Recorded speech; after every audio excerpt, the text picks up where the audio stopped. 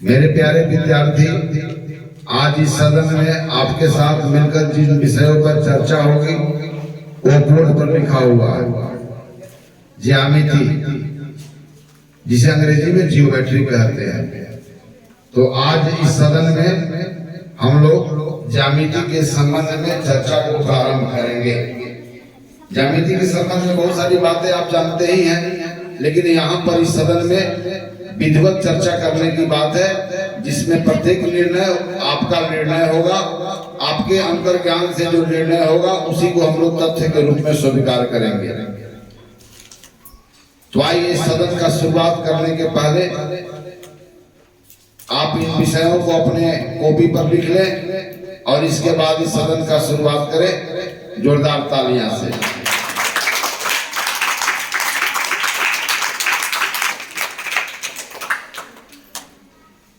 In today's assembly, we are going to study about the special branch of mathematics, which is called geometry.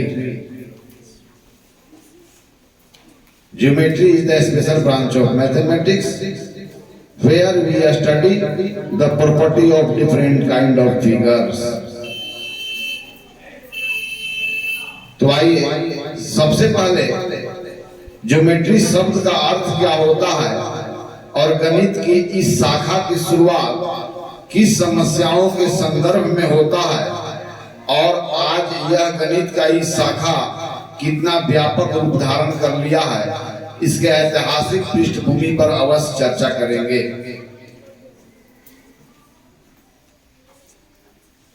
हम अपने वास्तविक संसार में जब अपने आसपास चारों तरफ देखते हैं तो हमें अनेक प्रकार की आकृतियां देखने को मिलती है। तो उन्हीं आकृतियों के संबंध में विधिवत अध्ययन होगा इस ज्योमेट्री में। लेकिन इसका नाम ज्योमेट्री क्यों है और हिंदी में इसे ज्यामिति क्यों बोलते हैं, इस पर जरा चर्चा हो। तो आइए सबसे पहले मैं बताता हूं, ज्योमेट्री दो शब्दों से मिलकर के बना है, जियो और मेट्रॉन। जियो का मतलब होता है पृथ्वी और मेट्रॉन का मतलब होता है मापन, अर्थात गणित की शाखा का प्रादुर्भाव मनुष्य के जब पृथ्वी मतलब जब उसके भूमि की मापन के समस्या से यह गणित की शाखा की शुरुआत होती है। लेकिन आज इस गणित की शाखा का मतलब सिर्फ भूमि मापन तक ही सीमित नहीं रहा, बल्कि अनेक प्रकार की आकृतियों का अध्ययन, उनका संयोजन से बनने वाले नए आकृतियां इत्यादि का अध्ययन सब किया जाता है ज्योमेट्री में। तो ज्योमेट्री शब्द जो है उसका मीनिंग्स क्या, what is the real meaning of the word geometry? The real meaning of the word geometry means the measurement of land. Okay, Hindi में भी बोलते हैं ज्यामिति। ज्या के मतलब पृथ्वी, मिति के मतलब मापन, अर्थात भूमि का मापन। पृथ्वी का मापन मतलब पृथ्वी पर स्थित भूमि का मापन। ये तो रहा इसका वर्ड मीनिंग। अब आइए इसकी वर्ड मीनिंग ऐसा क्यों रहा, इसकी थोड़ा सा हम लोग समझ बनाते हैं। आप जानते हैं कि जब मनुष्य को खेती की जानकारी नहीं थी तब मनुष्य जंगली जीवन जिया करता था। मात्र उसे भोजन कैसे प्राप्त करने इतना ही आवश्यकता होती थी। बाद में आवाज सीखा, लेकिन आदमी अपने भोजन की तलाश में घुमंतु जीवन जीता था, उसका जीवन अस्थायी नहीं होता था। लेकिन जब भी मनुष्य की खेती की जानकारी हुई, कृषि की जानकारी हुई, तो मनुष्य अपने भोजन के लिए अब एक स्थान से दूसरे स्थान तक भटकने की आवश्यकता नहीं होता था। मनुष्य अपना खाद्य पदार्थ की आपूर्ति एक ही स्थान से कर लेता था खेती की शुरुआत के बाद। तो खेती की शुरुआत हुई समाज की रचना होने लगी, मनुष्य के जीवन अस्थायित्व को प्राप्त कर लिया, तो खेती करने के लिए सबसे अनिवार्य शर्त क्या है? जल की उपलब्धता और कृषि योग्य भूमि, अर्थात जहां के मिट्टी अधिक उपजाऊ हो और जहां जल आसानी से उपलब्ध हो वहां खेती करना आसान है। इसी कारण दुनिया में मनुष्य ने सबसे पहले कहां बसना शुरू किया? नदी के किनारे, क्योंकि खेती की जानकारी हो गई। और जब नदी के किनारे बसना शुरू किया तो मनुष्य का बड़ा से बड़ा समाज की स्थापना हुआ, और बड़ा से बड़ा समाज की स्थापना हुआ तो उसमें अलग तरह के चाल चलन खान पान रहे होंगे, अर्थात अलग अलग सभ्यताओं का जन्म हुआ। और सभी सभ्यताओं का जन्म कहां से शुरू होता है? नदियों के किनारे से। इस कारण आपको पता करना है कि हमारी भी भारत की सभ्यता है, सिंधु नदी घाटी के नाम से जाना जाता है। उसी प्रकार नील नदी घाटी की सभ्यता है, मेसोपोटामिया की सभ्यता है, दजला फरात की सभ्यता है, अर्थात जितनी भी प्राचीन सभ्यता है इनका नामकरण नदी घाटी के किनारे हुआ, नाम पर हुआ, क्योंकि नदियों के किनारे ही मनुष्य बसना शुरू हुआ, क्योंकि नदियों के किनारे ही जल की उपलब्धता थी और कृषि योग्य उर्वर भूमि थे। तो बताओ कि भारत की सभ्यता किस नदी घाटी के किनारे विकसित हुई? सिंधु नदी के किनारे। इसलिए भारत की सभ्यता को सिंधु नदी घाटी की सभ्यता भी कहा जाता है। अब देखिए जरा, आज से पहले बहुत वर्षा हुआ करता था, अब नदी किनारे खेती करना शुरू किया। ए का लैंड है या बी का भूमि है, इधर सी का है, डी का है, ई का है, एफ का है, यह जो है किसी बड़े इधर दमदार व्यक्ति है उसका है, न जाने और किसी का है। ये सब खेती करना है नदी किनारे। तो खेती करने के लिए क्या आवश्यक है कि खेत में जल बना रहे, इसलिए खेत के किनारे आप मेड़ देते हैं। क्या देते हैं? अर्थात बाउंड्री देते हैं, क्योंकि जल का बहाव ना हो। लेकिन नदियां में बाढ़ बहुत आया करती थी, इस कारण यह जितने भी खेत की बाउंड्री है, मेड़ है, इसको समाप्त कर देता था बाढ़। और बाढ़ जब समाप्त कर देता था तो किसी को पता नहीं चलता था कि हमारा खेत कहाँ है, तुम्हारा खेत। अब इसको लेकर के बहुत युद्ध हुआ करते थे, मनुष्य आपस में लड़ने लगा। ताकतवर आदमी कहा कि हमारा इतना बड़ा खेत था, हमारा इतना खेत था, हमारा इतना खेत था। इसको लेकर के बहुत युद्ध होने लगा।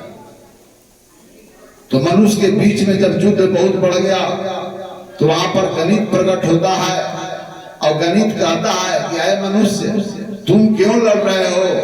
मैं तुमको एक आइडिया देता हूं। बाढ़ के पहले आपका जो ये भूमि है, इसका कितना विस्तार है, इसका कितना साइज है, इसकी बाउंड्री लाइन कितनी है, इत्यादि का हम मापन करना आपको बताते हैं। और जब आप भूमि के विस्तार का मापन कर लोगे तो उसको रिकॉर्ड बना के रख लो। अगली बार बाढ़ आएगी, तुम्हारी बाउंड्री लाइन को बहा ले जाएगी, और जब बाढ़ समाप्त होंगे तो पुनः आओगे खेती करने के लिए, तो आपके पास रिकॉर्ड होगा कि आपकी भूमि के साइज क्या था, मेरा लैंड का साइज क्या था, आपका लैंड का साइज क्या था। अर्थात मनुष्य ने सबसे पहले इस समस्या, जिसके कारण हमेशा बहुत बड़े बड़े युद्ध हुआ करते थे, तो इसी समस्या ने मनुष्य को सोचने पर मजबूर किया कि अपना भूमि का मापन कैसे करें। अर्थात भूमि के मापन के समस्या लेकर के इस विषय का जन्म होता है। इसी कारण इसी विषय को हम लोग हिंदी में ज्यामिति कहते हैं और अंग्रेजी में जियोमेट्री कहते हैं। लेकिन इस विषय का सीमा सीमित नहीं है। भूमि मापन से संबंधित समस्याओं के समाधान में इस शाखा का सिर्फ योगदान नहीं है, लेकिन जितने भी टेक्सटाइल है, इंजीनियरिंग है और जितने भी बिल्डिंग्स हैं, सभी यहाँ तक कि छोटे छोटे अणु परमाणुओं के अंदर भी ज्यामितीय संरचना की बात होती है। विशाल से विशाल हमारा ब्रह्मांड है तो उसमें भी ज्यामितीय संरचना की बात होती है। लेकिन नामांकन के पीछे कारण यही था कि भूमि मापन से जुड़ी हुई समस्याओं के समाधान में इस विषय का प्रादुर्भाव होता है। इसीलिए हम लोग क्या कहते हैं, जियोमेट्री। इतना तो समझ गए, क्लियर। लेकिन आप लोग को यह पता करना है कि दुनिया में कितनी सभ्यताएं हैं जिनका नाम नदी घाटी के ऊपर है। ओके, चलिए। लेकिन जब इस शाखा का प्रयोग जीवन के दूसरे क्षेत्रों में भी होने लगा, बिल्डिंग्स निर्माण में होने लगा, ब्रिज निर्माण में होने लगा, टेक्सटाइल में होने लगा, तब इसकी परिभाषा बदल गई। तो ज्योमेट्री को हम लोग क्या कहेंगे कि गणित की वह शाखा जिसमें हम आकृतियों के बारे में अध्ययन करते हैं, ज्यामिति कहलाता है। अब इसकी जो जरूरत है, इसका जो विस्तार है, इसकी जो व्यापकता है, इसके आधार पर ज्यामिति को कैसे परिभाषित करेंगे। गणित का वह शाखा, गणित की वह शाखा जिसमें हम आकृतियों के गुणों के बारे में अध्ययन करते हैं। लिख लीजिए जरा, गणित का वह शाखा जिसमें हम आकृतियों के गुणों के बारे में अध्ययन करते हैं।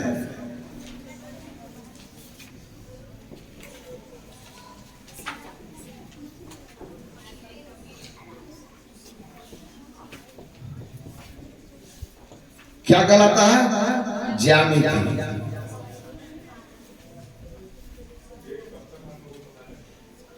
Okay, the branch of mathematics where we study about the properties of different kind of figures is known as geometry. So geometry गणित का एक शाखा है। देखिए, अपना दृश्य संसार में अनेक प्रकार की वस्तुएं हैं जिनकी आकृतियां अलग अलग है, जिनको हम रोज देखते हैं। तो अलग अलग आकृतियों को जब हम देखते हैं तो हमारे मन में तरह तरह की अवधारणाएं उत्पन्न होती है। तो अपने परिवेश में आकृतियों को देखने के बाद सबसे प्रथम कौन अवधारणा हमारे दिमाग में आता है, और या कौन वह सरल अवधारणा है जिसके आधार पर इस विषय से जुड़ी हुई समस्याओं की हम चर्चा करें। यहां से शुरू होगा। तो यहाँ पर तीन चीज के बारे में पहले विचार करना है, बिंदु, रेखा और किरण। इनके बारे में हम बात करें उससे पहले आपका जो अनुभव है अपने दृश्य संसार के अवलोकन करने के बाद उन अनुभवों को यहाँ पर रखना होगा। ओके, लिख लिया ना? ठीक। अब आइए, यह हमारा संसार, उसमें वस्तुओं की मात्राएं भी अलग है और हमारा संसार अनेक अनेक मात्राएं वाले समूहों से भरा संसार और अनेक अनेक आकृतियों से भरा संसार। हमारा संसार बहुत ही अनोखा संसार है। तो आकृति क्या है? ओके, आकृति क्या है, फिगर क्या है, फिगर क्या है?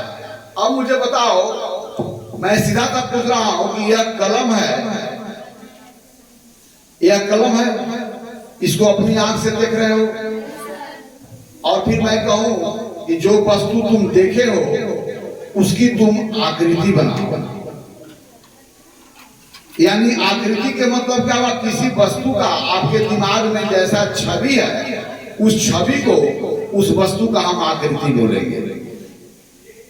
तो किसी वस्तु की आकृति से क्या मतलब है कि उस वस्तु का हमारे आंखों में देखने बाद जैसा इमेज बनता है, उस छवि को उसका आकृति बोलेंगे। तो मैं कह रहा हूं, बताओ कि यह कलम है या इट इज ए पेन और it is a figure of a pen? What is it? यह पेन है कि पेन की आकृति है?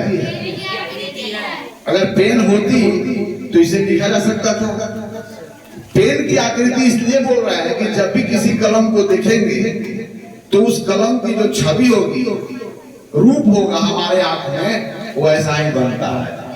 तो मुझे बताइए कि यह आम है या आम है कि आम का फिगर है? अब बताओ कि यह आंख है कि आंख का फिगर है? All are figures. क्योंकि ऐसे ऐसे वस्तु को हम देखते हैं या हमारी आंख में ऐसे ऐसे छवि बनती है वस्तुओं की, तो वस्तुओं की जो छवि आपके आंख में बनती है, इमेज जो बनता है, उस इमेज को हम लोग क्या बोलते हैं? फिगर। अब दिखाने की बात है तो जो इमेज बना है वह लाइन से, रेखाखंड से, इत्यादि इत्यादि से बनेगा। तो अब मैं पूछ रहा हूं कि मैं पूछूंगा कि व्हाट आर दीज, ये सब क्या है? तो आंसर देना होगा कि ऑल दीज आर फिगर्स। चलो मैं पूछ रहा हूं, अब मैं फाइनली पूछूंगा, बताना।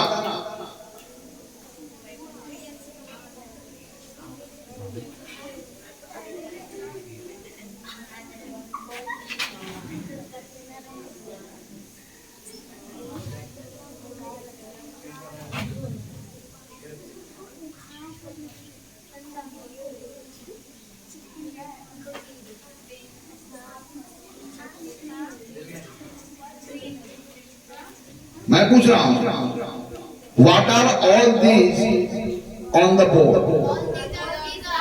These are all okay. चलिए, तो अपने संसार में अलग अलग प्रकार के वस्तुएं हैं, उनकी साइज अलग है, शेप क्या है? अलग है। साइज का मतलब विस्तार, शेप के मतलब आकार। तो वस्तुओं की साइज और शेप अलग होने के कारण उनका आकृति भी क्या होंगे? अलग होंगे। तो किसी फिगर का दो चीज है, उसमें शेप भी है और साइज भी है। तो आप बता सकते हैं कि यह किसका फिगर है? किसका फिगर है? Very fine. आप बता सकते हैं कि यह किसका फिगर है? किसका फिगर है? जी।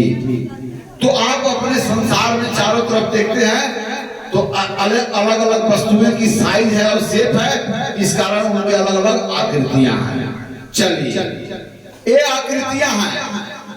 अब सवाल है कि ये आकृतियां किससे मिलकर के बने होते हैं?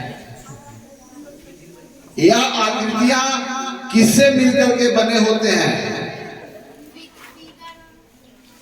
तो इस बात को समझने के लिए ऐसे समझे, आखिर तरह तरह की आकृतियां हैं, तो उन आकृतियों में भिन्नता क्यों है? पहली बात। दूसरी बात कि सभी आकृतियां किससे मिलकर के बने होते हैं? चलिए, इस अनुभव को बटोरने के पहले आपसे मैं कुछ सवाल कर रहा हूं। अपने आसपास बहुत सारे बिल्डिंग को देखा है, तो क्या सभी भवनों की आकृतियां एक ही होती है?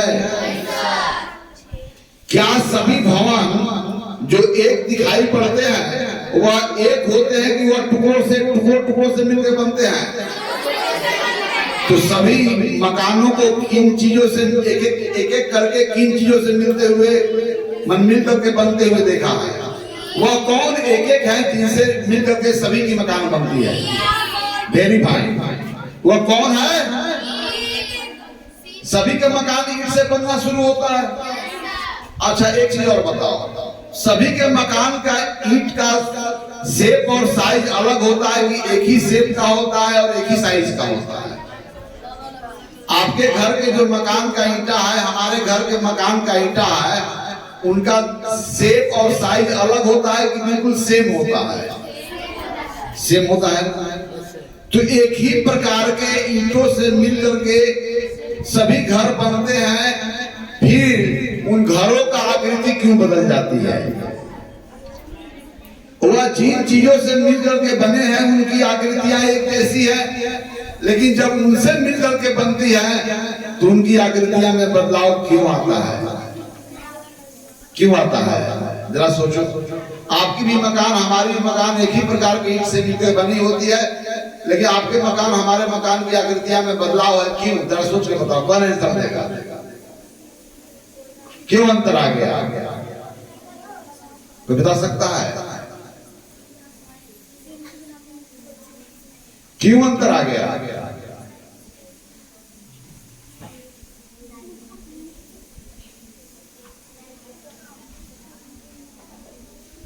क्यों अंतर आ गया, बता सकते हो?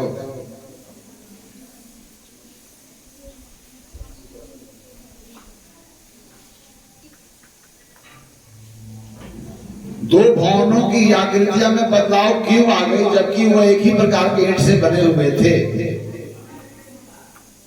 क्वेश्चन। दो भवनों की आकृतियां में क्यों बदलाव आ गई जब एक ही प्रकार के वह ईंट से बने हुए थे?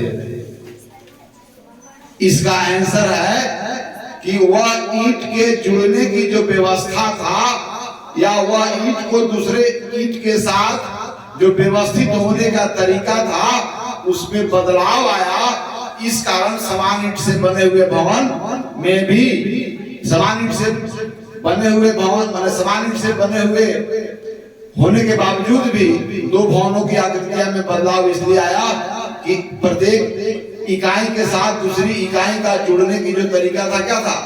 अलग अलग था। The arrangement of bricks in both houses change due to this reason. The figure of both houses is changed. Okay? तो फिर से मैं पूछ रहा हूं कि दो भवन एक ही प्रकार के ईंट से मिलकर बने होने के बावजूद भी उनकी आकृतियां में अंतर क्यों आया? एक ईंट के साथ दूसरे ईंट के जुड़ने की व्यवस्था क्या थे? यस। तो इसी प्रकार सभी आकृतियां यानी कि सभी मकानों का बिल्डिंग ब्लॉक क्या हुआ? सभी भवन का बिल्डिंग ब्लॉक क्या हुआ? बोलो। द बिल्डिंग ब्लॉक का नाम क्या है जिससे मिलकर के बना है सभी ईंट? तो उसी प्रकार या अलग अलग जो फिगर्स हैं जिनके शेप अलग है, साइज अलग है, या ठीक है अलग अलग है, लेकिन यह भी किसी से मिलकर के बने हुए हैं, और जिनसे यह मिलकर के बने हुए हैं वह अलग अलग व्यवस्था में जुड़ते हैं, जिस कारण अलग अलग फिगर है। चलिए मैं एक चीज बोल रहा हूं, यह फिगर है ना, यह फिगर है ना। चलिए इसको मैं छोटा कर दिया ना, पहले से छोटा कर दिया कि नहीं किया? फिर छोटा कर दिया, फिर छोटा कर दिया, फिर छोटा कर दिया, फिर छोटा कर दिया। अब देखो ऐसे छोटा करते जाएंगे तो एक ऐसी अवस्था आएगी जब उसे फिगर को छोटा किया नहीं जा सकता। तो वह जो अल्टीमेट पार्ट होगा वही होगा जिससे वह आकृतियां मिल करके बनी होगी। तो आइए, सभी आकृतियां किससे मिलकर के बनी हुई होती है? बिंदुओं से। तो आइए हम बिंदु के बारे में समझें। अर्थात सभी आकृतियों का बिल्डिंग ब्लॉक बिंदु है, इसलिए आकृतियों का बेहतर समझ हो इसके लिए जरूरी है कि आकृतियां जिन निर्मित इकाइयों से मिलकर के बनी है उन निर्मित इकाइयां का हमारे पास बेहतर समझ हो। अंडरस्टैंड? तो बिंदु, अब देखो जरा,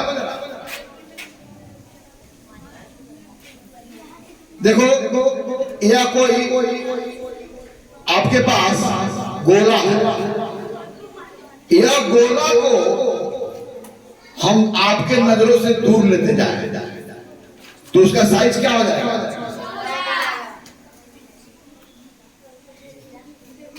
छोटा होता जाएगा। अब छोटा होते होते एक समय ऐसा अवस्था आएगा जब उसमें लंबाई भी करीब करीब समाप्त हो गया होगा, चौड़ाई भी करीब करीब क्या होगा। अब यहाँ पर देखिए, इसमें लंबाई है, इसमें चौड़ाई है, इसमें भी लंबाई है, इसमें चौड़ाई है, इसमें भी लंबाई है, इसमें चौड़ाई है, इसमें भी लंबाई है, इसमें भी चौड़ाई है, इसमें भी लंबाई है, इसमें भी चौड़ाई है। अभी ऊंचाई को हम लोग इग्नोर कर रहे हैं। तो देखो, जब लंबाई चौड़ाई इसकी छोटा हो जाए, वह आकृति जिसकी लंबाई और चौड़ाई छोटा हो जाए, तब उसे हम लोग क्या बोलेंगे, बिंदु। क्या बोलेंगे हम लोग, बिंदु। चलिए देखिए, एक और देखेंगे आप।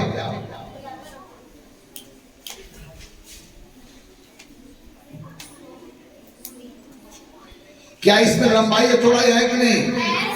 इसमें लंबाई और चौड़ाई है कि नहीं है? इसमें भी लंबाई चौड़ाई है कि नहीं है?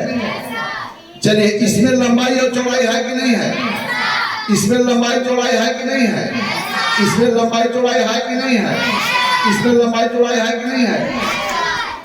लेकिन एक समय ऐसा आएगा कि लंबाई इतनी कम हो जाएगी कि हम कहेंगे कि लंबाई उसमें नहीं है, चौड़ाई भी इतनी कम हो जाएगी कि हम कहेंगे कि नहीं है।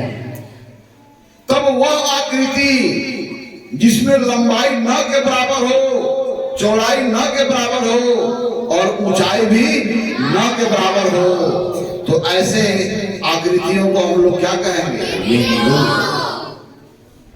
चलो एक सवाल आओ, कोई तुम्हारा फ्रेंड जब तुमसे बहुत दूर हो जाए तो कैसा दिखेगा? चलो मैं तुमसे बहुत दूर हो जाऊं तो कैसा दिखूंगा, उसका आकृति बनाओ। सबके पास रखा हुआ है। यदि कोई वस्तु चाहे जितना भी बड़ा हो, लेकिन आपकी नजरों से जब दूर हो जाता है और बहुत दूर हो जाता है तो कैसा प्रतीत होता है देखने में? कौन बनाएगा? बात बनाओ। कोई चाहे कितना भी उसका आकृति हो, कैसी भी आकृति हो, कितना भी लंबाई हो, कितना भी चौड़ाई हो, कितना भी मोटाई हो, लेकिन आपके जब नजरों से बहुत दूर हो जाए तो उसकी लंबाई चौड़ाई ऊंचाई आपको कैसा प्रतीत होता है? बनाओ, बताना, वेरीफाई। चलो इधर आओ, इधर आ जाओ, इधर आ जाओ। तुम बताओ कि तुम्हारे दोस्त का लंबाई भी है कि नहीं है? मोटाई भी है, चौड़ाई भी है, लेकिन तुम्हारा दोस्त तुमसे बहुत दूर चला जाए तो इसकी लंबाई का, इसकी चौड़ाई का, इसका ऊंचाई के बारे में क्या होगा तुम्हारी नजरों में? कैसा बिंदु, कैसा बना के दिखाओ? वेरी फाइन, बहुत अच्छा। तो यहाँ पर बिंदु का पद क्या है? यह क्या है? एक आकृति है और इसमें लंबाई कितनी है? न के बराबर। चौड़ाई कितनी है?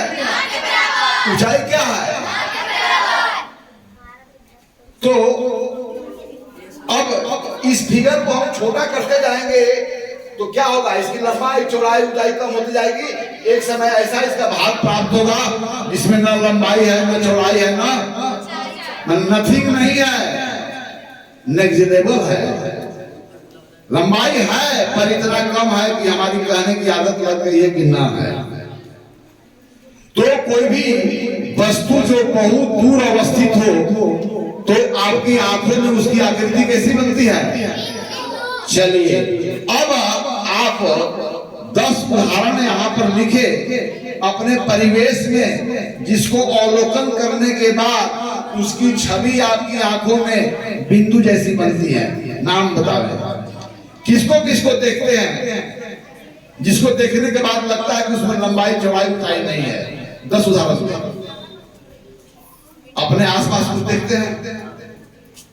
क्या देखते हैं? कौन सा चीज देखते हैं? वस्तु अपने वास्तविक जीवन में जो बिंदु का सोच आपके दिमाग में उत्पन्न होता है, बिंदु का अवधारणा, बिंदु का समझ आपके दिमाग में आता है। कब आता है? चलो मैं उदाहरण देता हूं। दूर आकाश में उड़ती हुई चिड़िया कैसी प्रतीत होती है? चलिए, दूर आकाश में उड़ती हुई चिड़िया बिंदु जैसा प्रतीत होती है। एक उदाहरण मैं दे दिया, बाकी और कोई उदाहरण आप लोग दें। एरोप्लेन कब एरोप्लेन बिंदु जैसा दिखता है? तो हाँ, तो उसमें दूसरा लिखो, उड़ती हुई आकाश में हवाई जहाज जब बहुत उड़ती हुई, चलो लिखो, उड़ती हुई हवाई जहाज जो बहुत ऊंचाई पर हो, तब वो कैसा दिखेगी? चलो तीसरा का क्या बोलो, तीसरा और उदाहरण दो, तीसरा उदाहरण दो। I am observing all of you.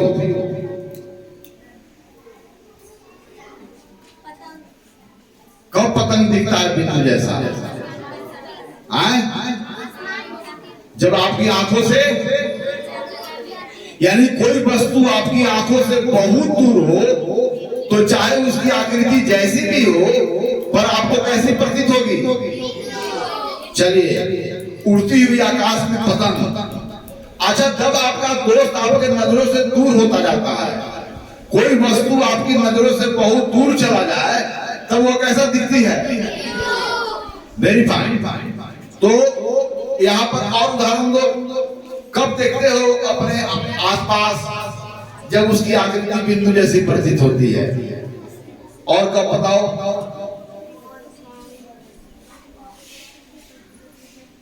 चलिए, अब स्मॉल बॉक्स को देखो तो बिंदु जैसा लगता है।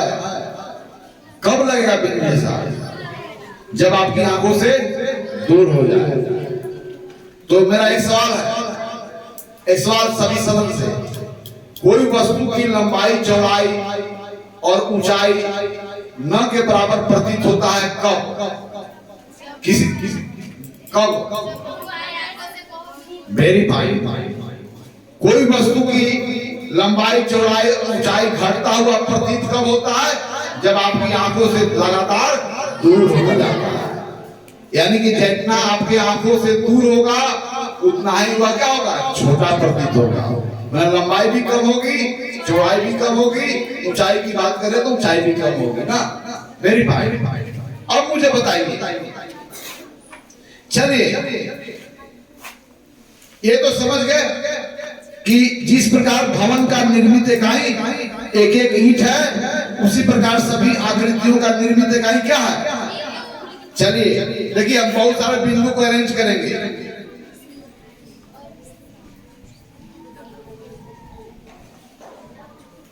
तो क्या एक फिगर नहीं बन गया? तो यह फिगर में हमने क्या किया? ईंट की तरह हमने बिंदुओं को एक दूसरे से जोड़ा।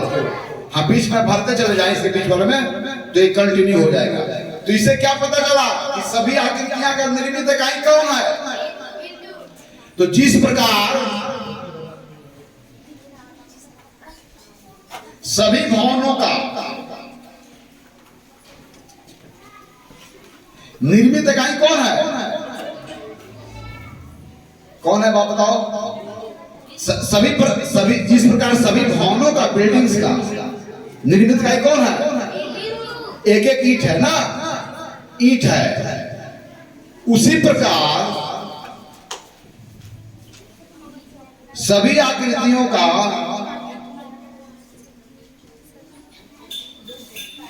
का निर्मित इकाई कौन है? बिंदु है। Very fine. यानी कि सभी आकृतियां किससे मिलकर बनी हुई है? अब बिंदुओं से मिलकर बने होने के बावजूद भी सभी पर अलग अलग प्रकार की आकृतियां हमें प्राप्त होती है। क्यों?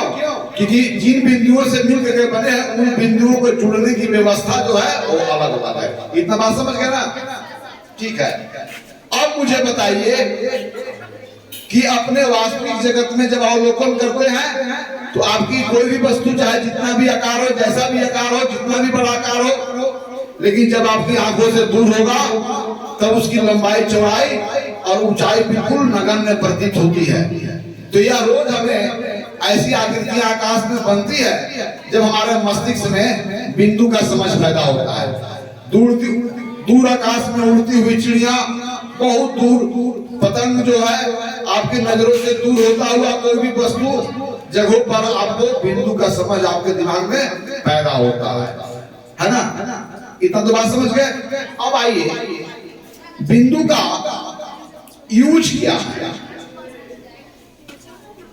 कब हम बिंदु का यूज करते हैं और कहां हम बिंदु का यूज करते हैं। फिर आगे बिंदुओं के नामांकन की बात करेंगे, आगे बिंदुओं की भिन्नता की बात करेंगे। आइए एक मुझे बताइए, ये ग्राउंड है और यहाँ पर पी को है, यहाँ पर सी है, यहाँ पर डी है और यहाँ पर ई है। तो उस सभी व्यक्तियों को पोजीशन को बताने के लिए आप कौन सा आकृति का प्रयोग करते हैं? या जैसे यहाँ लगा दे कि भाई यहाँ पर आदमी ए खड़ा है, यहाँ पर आदमी बी खड़ा है, यहाँ पर आदमी सी खड़ा है। आदमी तो बहुत विशाल है, लेकिन आदमी कहाँ पर खड़ा है, आदमी का पोजीशन बताने के लिए हम किसका यूज करते हैं? Points are used to tell the position of any object. किसी वस्तु के पोजीशन उसको बताने के लिए which figure is used. तो फिर से बोलेंगे which figure is used to tell the position of any object. Points are used to tell the position of any object. Okay. चलिए फिर से बोलेंगे कोई वस्तु कितना भी बड़ा हो, लेकिन पृथ्वी पर कहाँ अवस्थित है। कोई भी वस्तु कितना भी बड़ा हो, हमारा कमरे में कहाँ अवस्थित है।